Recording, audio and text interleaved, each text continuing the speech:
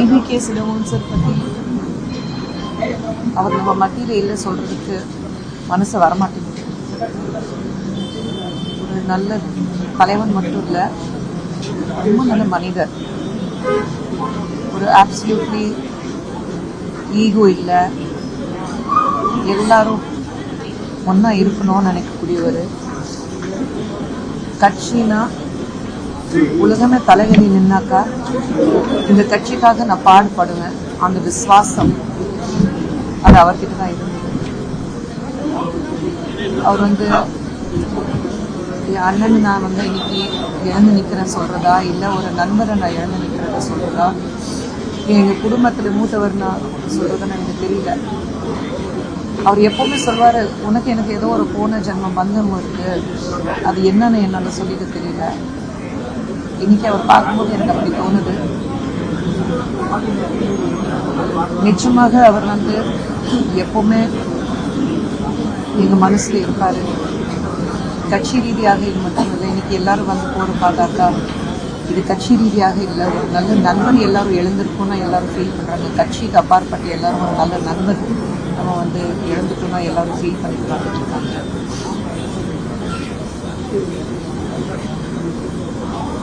அவர் மாதிரி ஒருத்தர் நிச்சயமாக வர்றதுக்கு வாய்ப்பு இல்லை. என்னுடைய அரசியல் பயணம் அவர் இருக்கும்போது தான் ஆரம்பித்தேன்.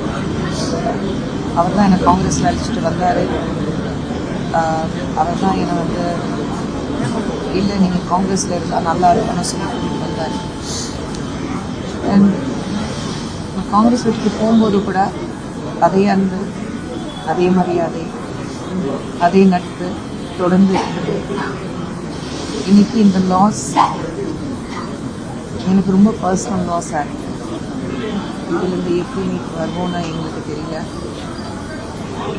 பட் ஐ திங்க் இட்ஸ் நிச்சயமாக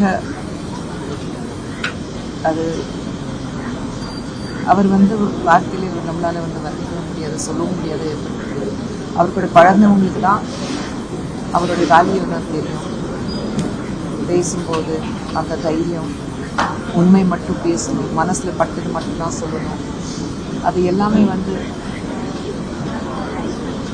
சில பேருக்கு தான் அது வரும். ஒரு பொலிட்டிக்கலி ரைட்டு சொல்லுவோம் பாருங்கள், அந்த பொலிட்டிக்கலி ரைட் ராங் நான் தெரியாது. மனசில் என்ன இருக்கோ அது மட்டும்தான் நான் பேசுவேன். ஸோ ஐ திங்க் அந்த அந்த அந்த தைரியம், அந்த கரேஜ் வேறு என்ன தலைவருக்கு வராதுன்னு நினைக்கிறேன். ஸோ இது ரொம்ப ரொம்ப பர்சனல் லாஸாக இருக்குது. இது ரொம்ப பர்சனல் லாஸ் இருக்குது எனக்கு. ஏன்னா இளங்கோவன் சார் சொல்லும்போது ஒரு அண்ணனா, ஒரு நல்ல நண்பரா, அதை சொல்ல தெரியல. ஒரு ரொம்ப ஒரு நட்பு இருக்குது பாருங்கள், ரொம்ப ரொம்ப டீப்பாக இருக்குது. அவர் எப்போவுமே சொல்லுவார், உனக்கு எனக்கு போன ஜென்ம பந்தம் ஏதோ இருக்குது.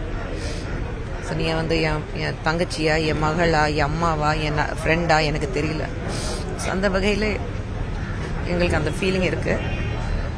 கட்சியிலேருந்து வெளியில் போனாலும் அதே மரியாதை, அதே அன்பு தொடர்ந்து அவர்கிட்ட பேசிட்டு தான் இருந்தது. ஸோ ரொம்ப பர்சனலாக இருக்குது எனக்கு இந்த லாஸ். அவர் ஹாஸ்பிட்டல் போகிறதுக்கு முன்னாடி பேசினேன், பார்க்குறேன்னு சொன்னேன். எதுக்கு இவ்வளோ தூரம் வரேன், நான் போயிட்டு வந்துடுறேன் அதுக்கப்புறமா சொன்னார்.